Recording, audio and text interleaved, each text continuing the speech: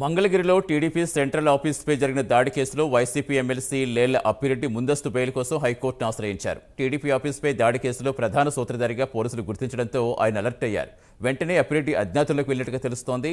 మరోవైపు అప్పిరెడ్డిని అదుపులోకి తీసుకునేందుకు రంగం సిద్ధమైనట్టుగా సమాచారం. అజ్ఞాత నుంచి బెయిల్ కోసం దరఖాస్తు చేసుకున్నారు.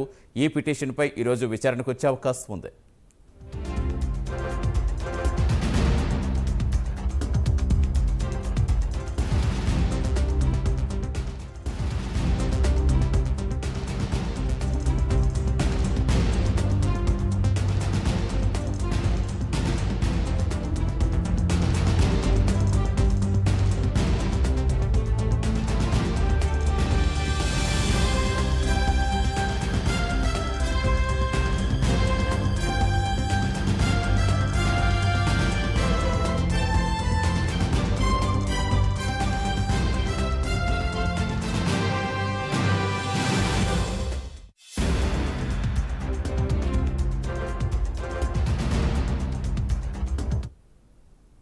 మంగళగిరిలో టీడీపీ సెంట్రల్ ఆఫీసుపై జరిగిన దాడి కేసులో వైసీపీ ఎమ్మెల్సీ లేళ్ల అప్పిరెడ్డి ముందస్తు బెయిల్ కోసం హైకోర్టును ఆశ్రయించారు. టీడీపీ ఆఫీసుపై దాడి కేసులో ప్రధాన సూత్రధారిగా పోలీసులు గుర్తించడంతో ఆయన అలర్ట్ అయ్యారు. వెంటనే అప్పిరెడ్డి అజ్ఞాతంలోకి వెళ్లినట్టుగా తెలుస్తోంది. పూర్తి వివరాలు ఇచ్చేందుకు మా కరెస్పాండెంట్ రవికృష్ణ జరుగుతున్నారు. రవికృష్ణ, అప్పిరెడ్డి ఆచూకీ తెలిసిందా? మొత్తం ఇప్పటివరకు ఎంతమందిని అదుపులోకి తీసుకున్నారు? ఇంకా ఎంతమందిని తీసుకోవాల్సిన అవసరం ఉందని చెప్తున్నారు పోలీసులు? సతీష్, ఏదైతే ఈ టీడీపీ ఆఫీస్ మీద జరిగినటువంటి దాడి ఏదైతే ఉందో దాన్ని మాత్రం ప్రభుత్వం చాలా సీరియస్ గా కూడా తీసుకుంది.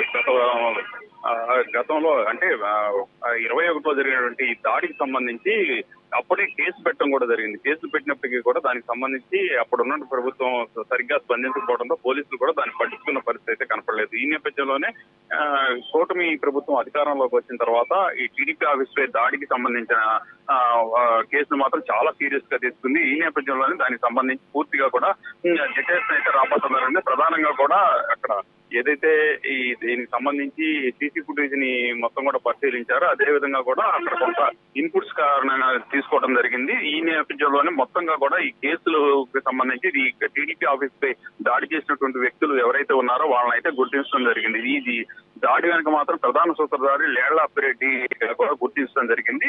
సో ఆయన్ని అరెస్ట్ చేసేందుకు రంగం అయితే సిద్ధం చేశారు. అయితే అది ముందుగా గ్రహించినటువంటి అప్పిరెడ్డి ఎమ్మెల్సీ అప్పిరెడ్డి ఆయన ముందుగా హైకోర్టుని ఆశ్రయించడం జరిగింది. ప్రెసెంట్ ఆయన అయితే మాత్రం ఎస్కేప్ అయినటువంటి పరిస్థితి.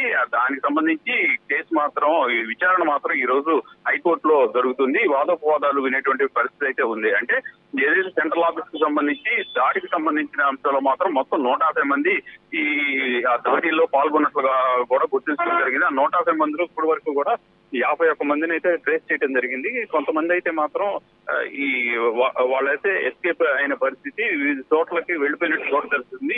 ఈ పరిస్థితుల్లోనే అక్కడికి ప్రత్యేక టీములు కూడా ఏర్పాటు చేశారు. ప్రత్యేక టీముల ద్వారా వాళ్ళని అయితే పట్టుకునే ప్రయత్నం అయితే చేస్తున్నారు. తమ దగ్గర ఉన్నటువంటి సాంకేతిక పరిజ్ఞానాన్ని పూర్తిగా ఉపయోగించి వాళ్ళు ఎక్కడున్నారు ఏంటి అనే దాని మీద పూర్తి స్థాయిలో దృష్టి పెట్టారు. దీనికి సంబంధించి అరెస్టులు అయితే కొనసాగుతూ ఉన్నాయి. నిన్నైతే మాత్రం ఒక 26 మందికి మాత్రం గుర్తించినట్లు జరిగింది. అయితే వీళ్ళందరినీ అరెస్ట్ చేసేటువంటి క్రమంలో వీరు అజ్ఞాతంలో వెళ్ళినట్టు కూడా తెలిసిన నేపథ్యం ఈ రోజైతే మాత్రం లేళ్ల అప్పిరెడ్డికి సంబంధించిన ముందస్తు బెయిల్ కి సంబంధించినటువంటి ఈ కేసుకు సంబంధించి